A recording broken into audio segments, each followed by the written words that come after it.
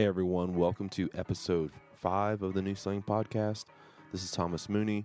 This is a bonus episode that we recorded yesterday afternoon after hearing the passing of Merle Haggard. It's with Danny Cadra and Parker Morrow, two Lubbock songwriters and just really diehard Merle Haggard fans. I texted Parker and threw out the idea like, hey, let's go ahead and do a podcast on Morrow Haggard's death, since his legacy as a songwriter in country music is so well known, and that Danny Cadra was going to be playing a tribute show that night that he just threw together. So before we went to the blue light and did all that, he sat down with me and Parker, and we talked about Merle Haggard and all kinds of stuff. Before we get into the episode, though, something that I did not mention on yesterday's podcast was that this Sunday here in Lubbock, Dave Martinez, he's a local songwriter. He sliced his hand up pretty well a few weeks back and hasn't been able to play his typical shows around the area and everything because obviously if you have your hand cut, you can't really grip a guitar. So this Sunday, there's a Dave Martinez benefit at the Blue Light. It's going to have, food and a lot of different songwriters like Red Shahan and Trent Langford of No Dry County, Eric Willis, Brandon Adams, Parker Morrow, Wade Parks, Rody Morrow of Hog Mollies, Jerry Serrano, Cleta Cordero of Flatline Cavalry, Danny Cadra, Corey Kilo of Dick's Hat Band, Dalton Domino, Jim Dixon, Zoe Carter, Zach Wilkerson, and probably a few other names are going to be all playing to help Dave out in this time of not being able to really play around town or just in the area, that kind of thing. So anyways, here's our conversation about the news of Merle Haggard passing away. Thanks.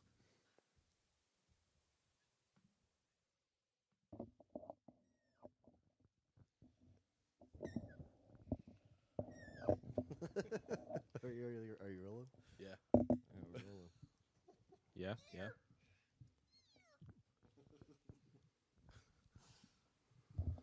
Okay, so let me think here. Let me think of something good to say real quick. All right. Today we lost the greatest voice in the history of country music. Hey, we're sitting here with Danny Cadra and Parker Morrow. This is an emergency New Slang podcast because, yes, Merle Haggard died today. It was his birthday. He just turned 79 years old. And of all the people that first, I guess, came into mind, one of the first was Danny Cadra, because I know how important of a songwriter and an influence Merle was on him, and as well as Parker, because Parker, I know like just how many times he's gone to see him in concert and all kinds of shit like that. Yeah, so I guess I'll ask you both first. When did you hear the news? How did you hear the news today? I was driving down the road and my girlfriend Mallory got a update on her phone from the news channel. It said legendary, whatever it said, country music artist Merle Haggard has died. And she kind of screamed and she didn't really want to tell me. But that's how it went down. What about you, Danny? Well, man, I was washing all this stuff for Derek at his house. And, I was just into doing that so heavy I didn't even check my phone for probably 2 or 3 hours. As soon as I got done doing all this stuff, I went to go get this drink of water and check my phone, and good God almighty, man, there was just seemed like 100 text messages saying the same thing, and I just couldn't believe it. Yeah. I knew it was coming sometime, but I just doesn't matter how much you want to prepare yourself for that stuff. I just couldn't believe it. Yeah, it's me and Ben Hussey a few weeks were talking about how, all these legendary guys who and girls who were making music in the 60s, 70s, and '80s. If they made it past that rock and roll lifestyle, you know, they're in their older age now, and they're going to be passing away left and right from now on. And even if you understand that and, you know, are a realist about the situation, you know, it still is well, oh shit, man. Merle Haggard died today. Whoever, you know, because there's been a bunch of them pass away in the last few years. Yeah. And I think the guys from that era, I mean, you know, you can look at, you know, Hank Williams and all that. Well, sure, they, you know, guys like Hank paved the road and you know, gave country music the name, but guys like Merle and guys from his era, Buck Owens, all those kind of guys, they kind of perfected country music. You know, they didn't invent it or anything. They didn't, you know, start it all out. But country music had been around, and this was like the first generation that grew up listening to country music, and they were the first ones that got to tweak it and make it the perfection that it still is, because it's absolutely timeless music. Timeless. Mm-hmm. Yeah, I think like the thing about Merle Haggard is that his catalog of music, his catalog of songs, is such a mix of various microcosms of country music. He goes into the Bakersfield sound. He does a little bit of outlaw, a little bit of singer-songwriter kind of storyteller songs. He was able to, Bluegrass, yeah. He was able to, you know, write incredible songs on his own right, but then also take other people's songs and put them in his own style. Mm-hmm. It's I really like. There's only a handful of country artists who were able to be as versatile as Merle Haggard was.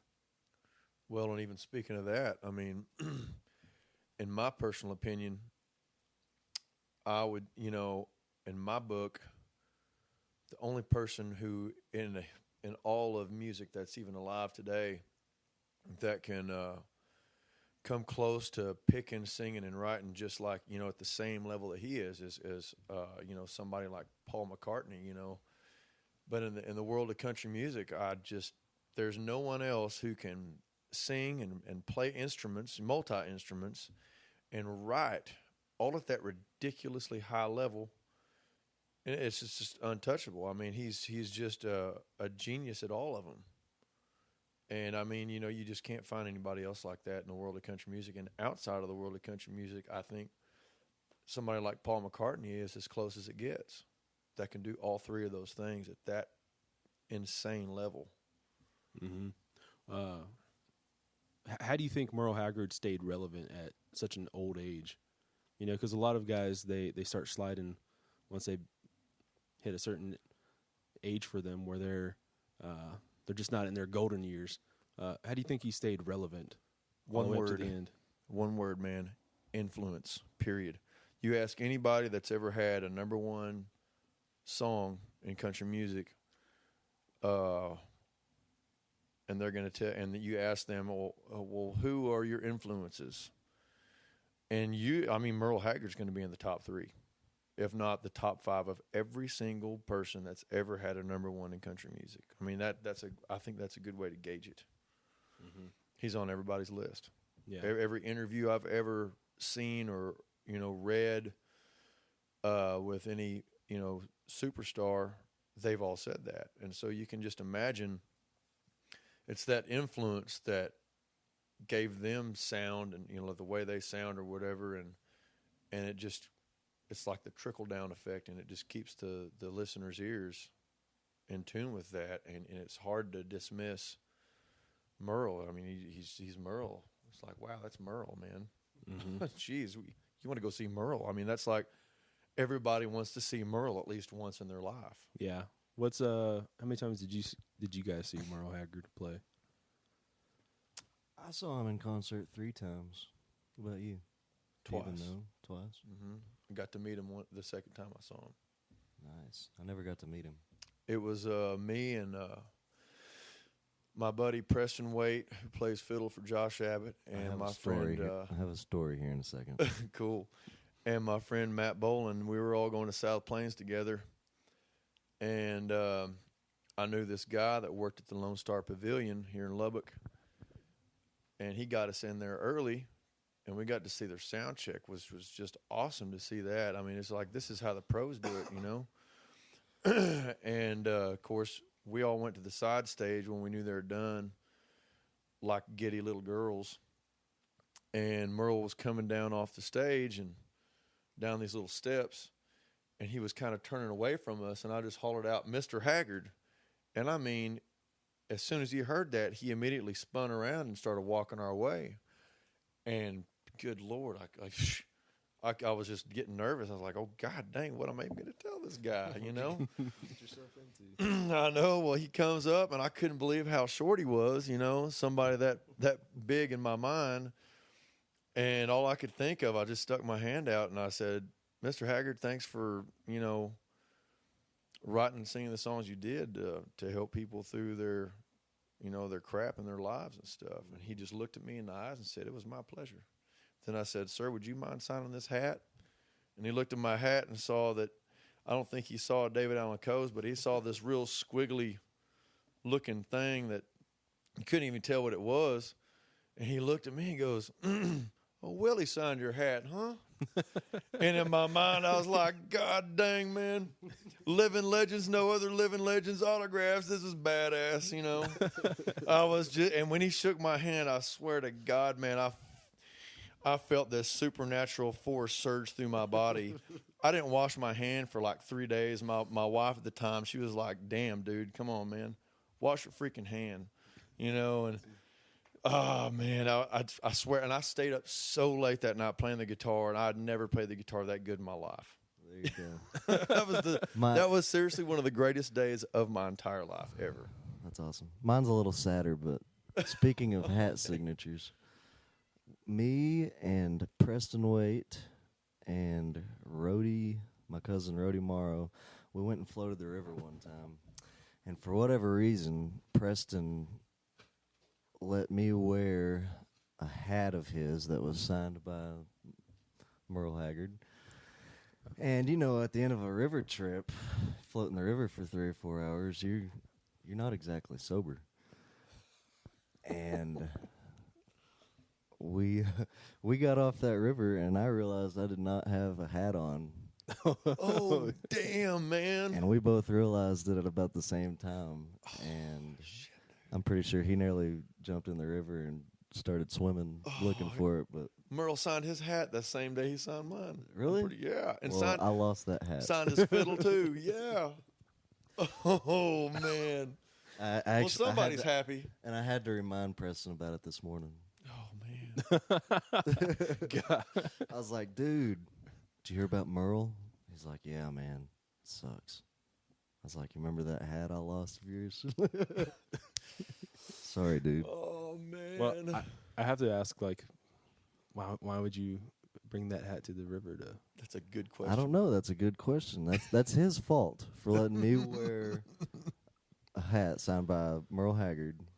Yeah. On the river when there's beer involved and it's hot outside and you're drinking a lot of beers. And water, man, a lot of water. Yeah, not consuming water though. Yeah, but you're on the water where that hat could get. Yeah. I don't know. Yeah. He still gives me hell about it every time he sees me. Well, I can't even hear him doing that. But also another thing I was thinking about when you said that you saw Merle like setting up and sound checking and stuff, and you said like this is how the pros do it or something. And I remember the first Merle Haggard concert I went to. It was actually here in Lubbock, and there wasn't. We were at the show. He comes on stage.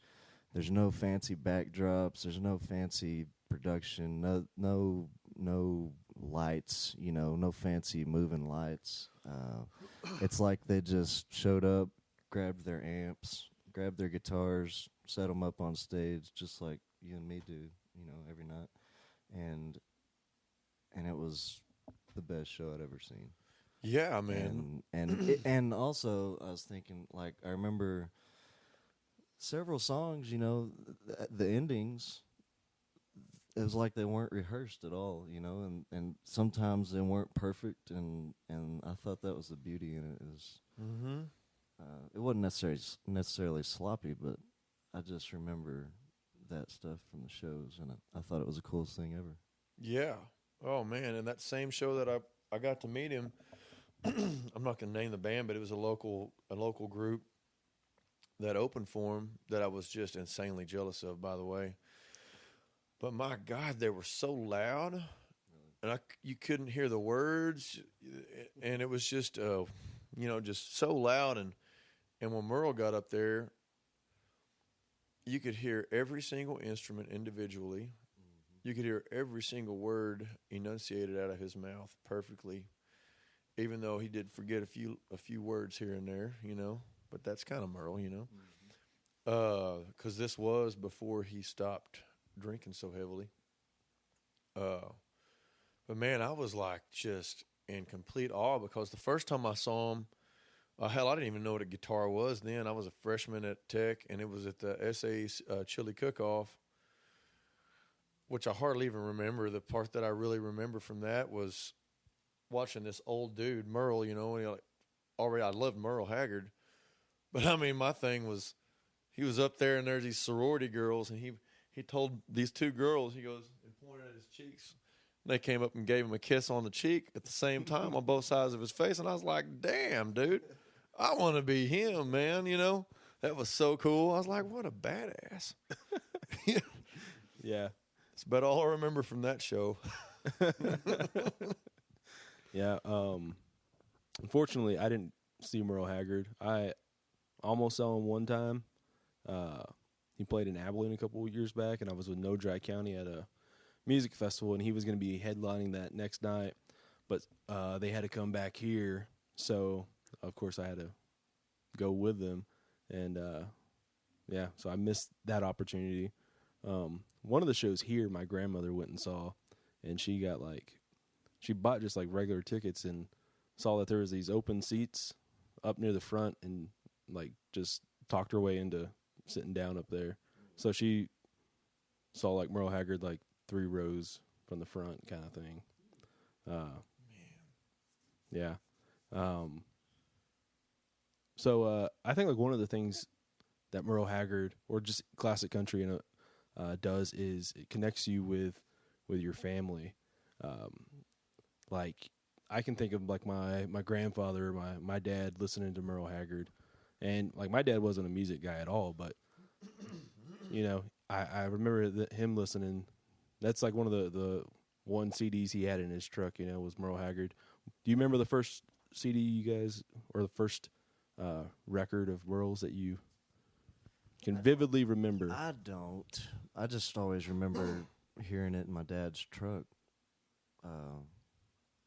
Sometimes I can think back, and it's like I specifically remember where we were in that truck when certain songs come on, and I get that feeling a lot with like Merle and some other stuff my dad listened to, so that's pretty cool. But I don't remember a particular record or anything. I think like by the time I'm only 27 years old too. Well, yeah, like by the time we got, by the time we're born, Merle Haggard's had how many greatest hits records? So yeah, we're probably all our first memories have to all be like greatest hits kind of things. But there's a reason they were greatest hits. Yeah. Yeah, no kidding. I mean, greatest hits. I bet like Merle Haggard, when I think of greatest hits now, I just think of Doug Stone having that one greatest hits, volume 1, and never having a volume 2. And like just jinxing the shit out of like a career. I bet like Merle Haggard never put volume 1 on. No, hell no. But well, man, I was kind of a closet country music fan up until high school. I always kind of liked it in the back of my head because I'm just such a fan of great melodies. But man, I mean, my older brother, he was so into metal music, and he played metal drums and stuff and rock drums. So I fell in love with metal music big time at the same time while I was playing classical trumpet, in junior high school. Metal and classical music are a lot alike. And when I moved to Andrews, my best friend Sam, we'd just go around in his truck driving all over the place. The 3 years we were in high school together, and we just go driving around listening to music and just dipping snuff and whatever. And his favorite album was this Greatest Hits of Merle Haggard, and I can't even remember which one it was. But God, man, I just couldn't get enough of that CD. I was like, dude, you need to throw this on, and that's all we would listen to all the time. Memorized all the songs and just completely fell in love and with that stuff. I mean, he was my absolute introduction to country music. I mean, and I love George Strait and Dwight Yoakam and Bob Wills and all that, but man, Merle was it. I was like, God, listen to his voice. He demands you to listen to him with his voice. He demands it, and you could just, I don't know, you could connect with the song so easily. Yeah. Of the country guys, like Merle's probably the biggest crossover to other genres as far as like fans of metal or fans of classic rock or anything else. That's like the crossover guy, like him and Waylon. Really, him and Waylon and Cash, I'd say, are the three bigs that do that. Those four guys, it's kind of hard to argue. Yeah. Who was more, what I mean? A crossover success. More of a crossover. Yeah, there's not really that much today. I guess I take that back. I guess like Sturgill and Isbell are kind of in that crossover. Modern, I don't listen to country music. That's but like I the real to, music. Mm-hmm. The guys that are the real deal seem to be the guys that everybody's just going to like by nature.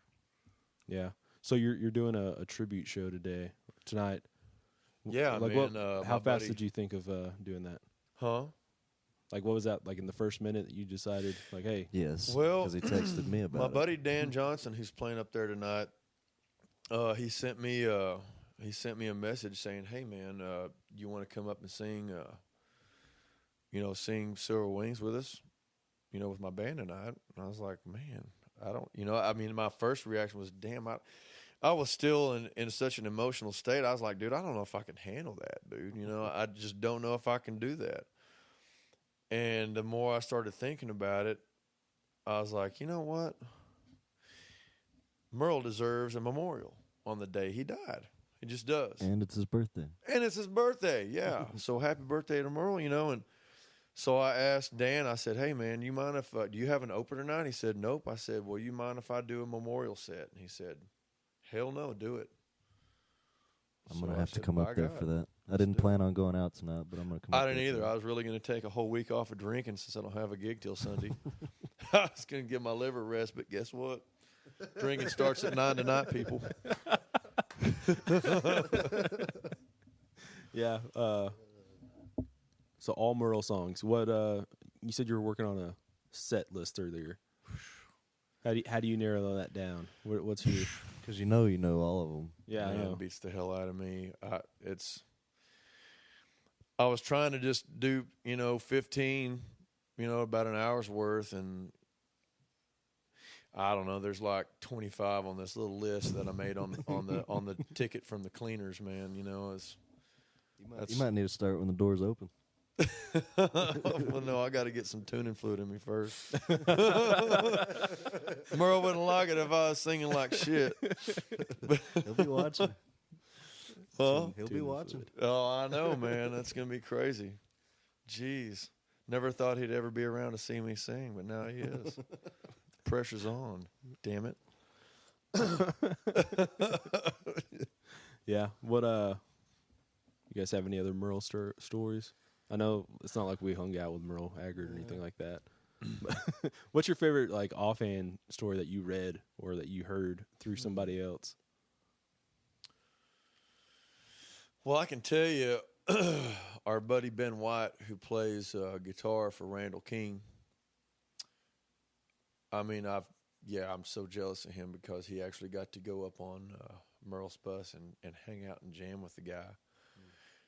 Which, I mean, you know, that's something I'd always thought I was going to get to do. You know, I just wanted to sit down with him for about 10 or 15 minutes and just pry his brain about music. But old Ben sure did. Young Buck Ben, I think he was 16 when he did that. Wow. Yeah. Him and his dad. That's awesome. Yeah.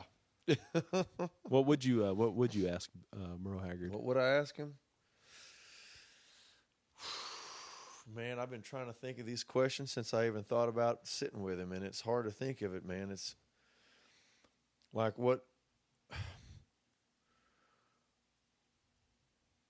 where do your songs come from? You know, besides the easy questions, you know, besides the easy answers, you know, and he would have a way to answer that would shed so much light on the songwriting world, you know. You know, what was he doing when he was jumping trains from California all the way into the, you know, a little more east? You know, what I would want to hear some of his stories, you know, because that's really where it started when he was a kid, you know, jumping trains and stuff. And I mean, he's lucky to be alive because all the stuff you go through and see when you're doing that. I mean, it was a rough world, but he needed to see it. You know, what was it like? What was it like getting, you know, having Lefty Frizzell tell these people that weren't going to let him on the stage to let him on the stage and sing? He said, let the kid on and sing, man. Don't you hold him back. Mm-hmm. He let the kid on there and sang. And a star was born from that instant, period. I would say the greatest, personally the most all-time influential country music singer was born right then and there when Lefty let him sit on that stage. I'd like to say, man, what was it like when you got out in front of all those people and did that? You know? Mm-hmm. What kind of, I don't know, how much did you play before that and sing? Were you just singing? When did you start playing the guitar? You know, I don't know. There's, like I said, there's so many things I'd want to ask him. Yeah. I think one of the things I'd ask is how do you keep on, or how did you keep on finding new things to write about? Lots of women. I mean, he had lots of women, man. Married Read to a about lot of all women. the shit he did.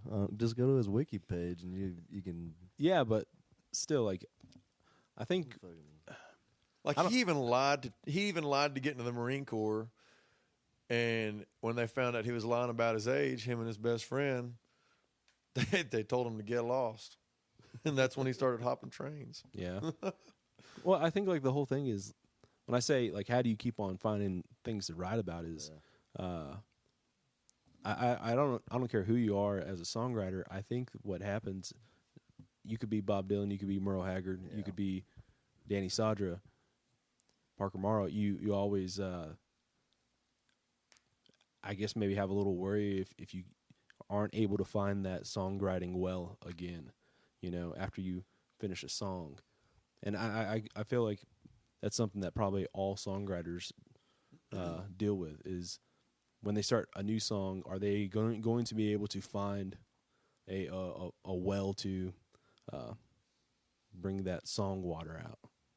Well, man, I read an interview with him where he said that he went over a year. I mean, this is one of the greatest songwriters of all time, where he said he went over a year without ever writing a song, which is hard to believe that somebody like him could go that long without writing, but he said he did.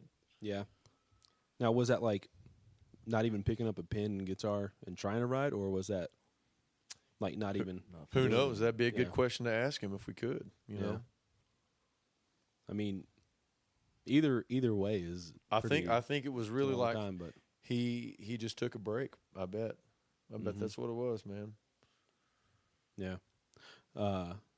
I think also just like once you get so many great songs, maybe you think, well, why should I write another song? You know, because you can just list all the damn top 100 classic country songs. How many would be his songs? And to a point, I bet you think like, yeah, I don't know if I need to write another song. or you could just get tired of the grind, man. You know, Yeah. I heard a story about him where, and this, for all we know, this could have happened the same year that he didn't write a song, but for all his live shows, he never said a word for his shows except sing. Like his band played the intro, like a little intro thing, and he walked down on the stage as the band was playing. They played song after song after song, and he never said a word between the songs. And for the very last song, they played an outro music. He left the stage and never said a word for over a year. He said, you know, it was for that one big long tour. That's what he did no every stage single banter. show. Yeah. So he must have just been.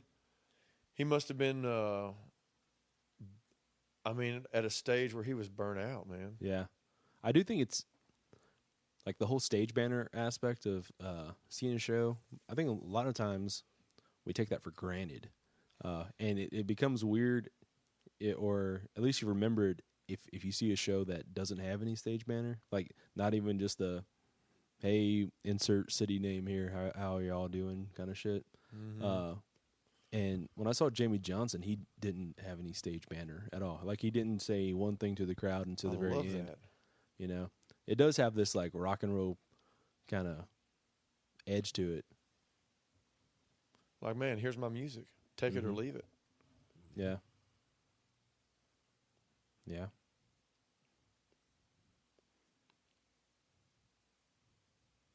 What a badass man. Yeah. Yeah, what do you think? What do I think? Yeah. I was just thinking about when Vince Gill said he was the best country music artist ever.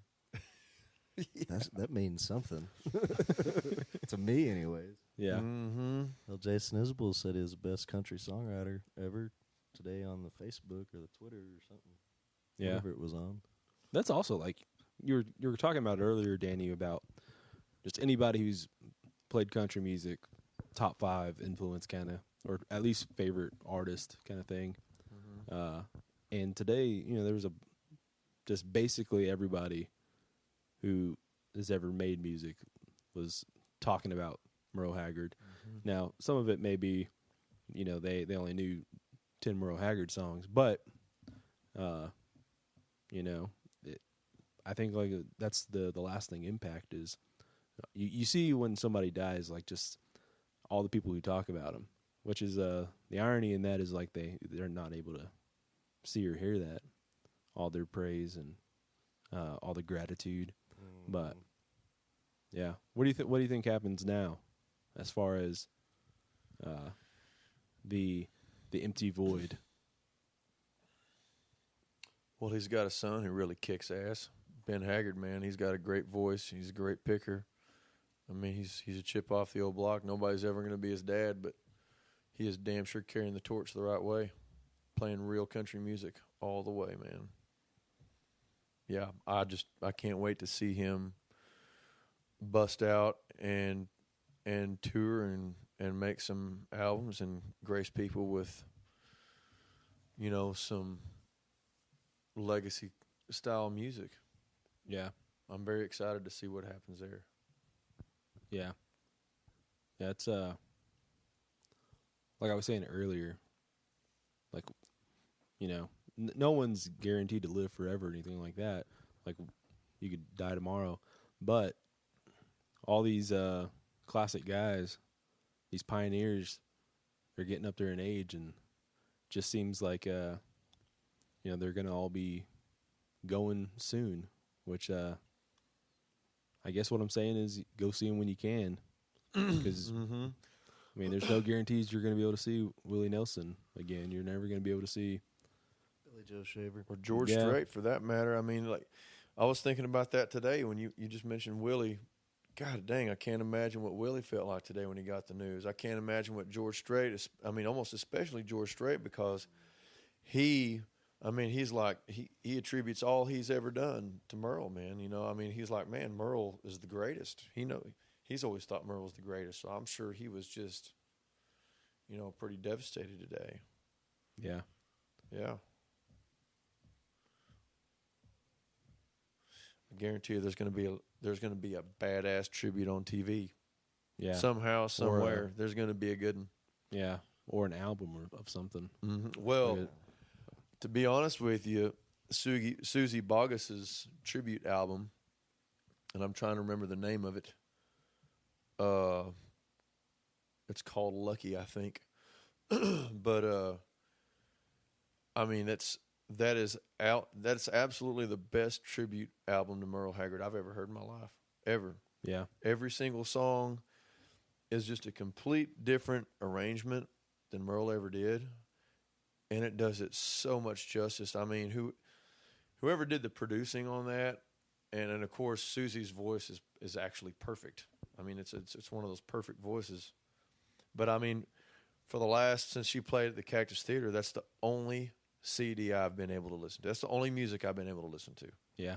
Mm-hmm. And every single song is solid gold on it. Yeah. Yeah. Yeah, I don't know, like if they're what kind of sucks is that just last week or whatever that there was one of those country award shows, and I guess like, you know, I'm sure there will be another one in the next few months. So maybe we'll be able to see a star-studded kind of tribute with insert name here. Without a bunch of pop country jackass idiots. You know what I'm saying? Yeah. I hope, you know, somehow some bigwig executives don't get like a say-so in that and say, well, let's let our boy go do this with them. That would piss me off so bad, man. I'm going to get those assholes off of there, man. You know what I mean? Yeah. God, that would make me so mad. Yeah. There's only a few handfuls of really deserving people that, you know, that are stars that would deserve to be on there, you know. Yeah. Yeah. What okay, if you could, they were doing like a 5-song medley. So like five songwriter or 5 guys. Who would do it if you were in charge? Number 1 is George. Number 2, Alan Jackson.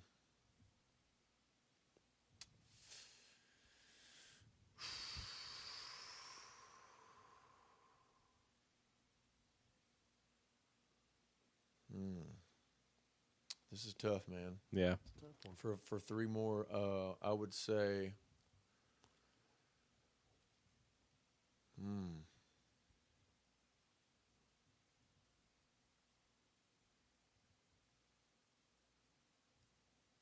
Dwight Yoakam.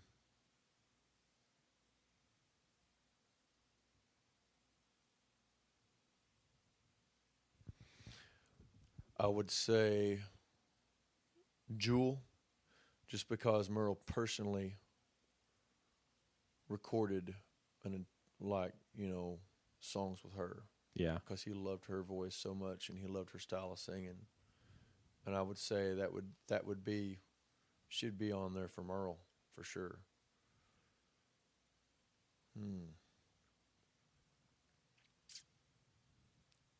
Do you have to do like Ben Haggard on there as the 5th? Well, I mean, if you're talking about star-studded kind of thing, he's not a star, man. Well, of course, but I would definitely think the whole entire time Ben would need to be playing guitar. And not whatever the hell that guy's name was that screwed up that solo on the ACM Awards, whatever his name is. What's that guy's name? Man, we can't even think of his name. I love y'all. It was like I'm in such good company. One of the Jonas Brothers. That's right. Yeah. They had like 1,000 guitar players in Nashville that, you know, one of their ass hairs could play better guitar than he could, and they didn't pick one of them. Yeah. Did you see where someone wrote the music out for that? Yeah, dude. Yeah. I'm not sitting there saying I can play guitar, but damn, I could memorize a solo and play the sumbitch better than that, you know?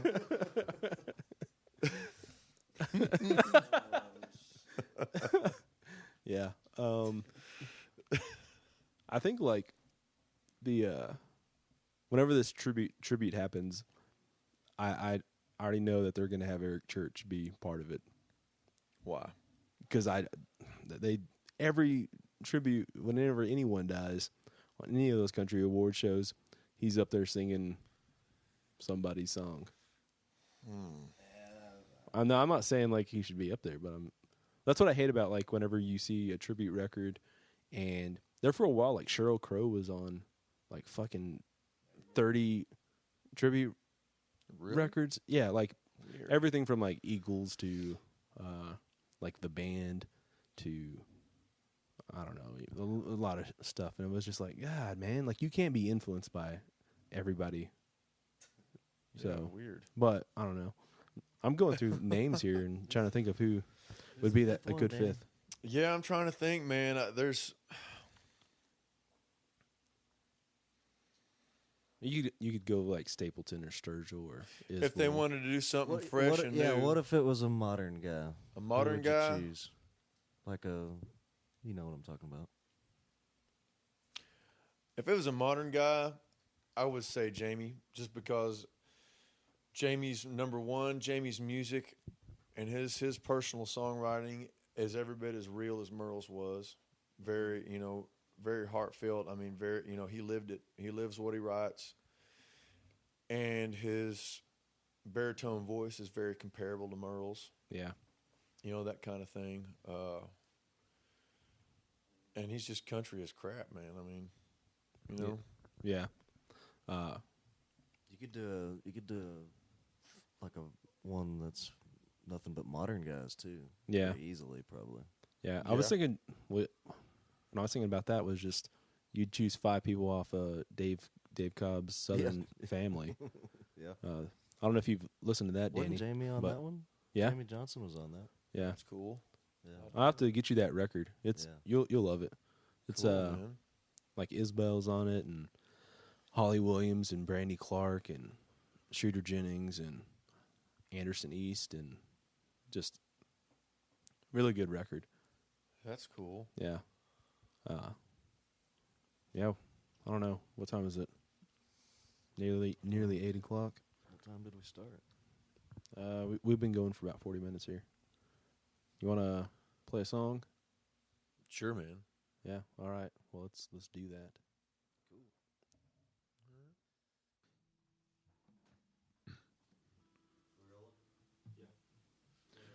All right. Well, I figure, man, this is kind of one of those songs that sounds like he's a little fed up with things and whatever. Who knows? This might have been the last song he wrote before he took that year off. I don't know. Just a guess or something I thought of.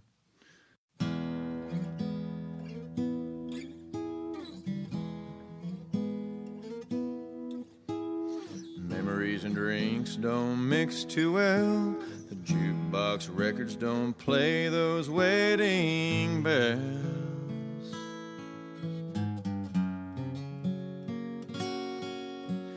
Looking at the world through the bottom of a glass, all I see is a man who's fading fast.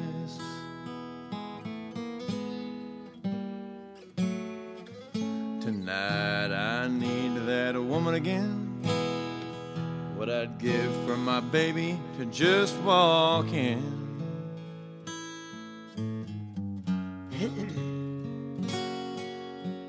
Sit down beside me and say it's alright. Take me home and make sweet love to me tonight.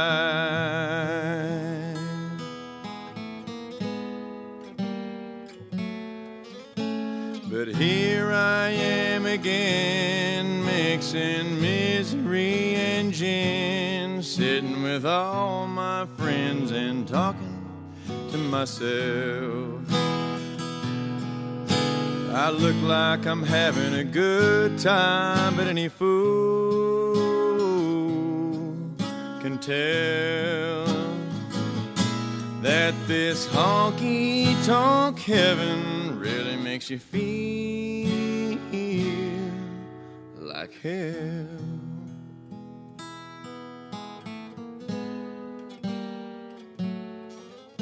I light a lonely woman's cigarette. We start talking about what we wanna forget.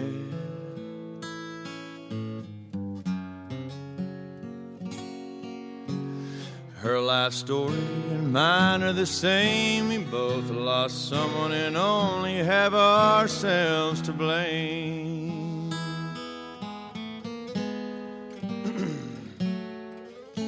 But here I am again, mixing misery and gin, sitting with all my friends and talking to myself.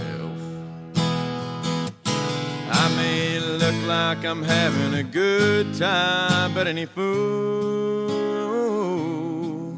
can tell that this honky-tonk heaven really makes you feel like hell.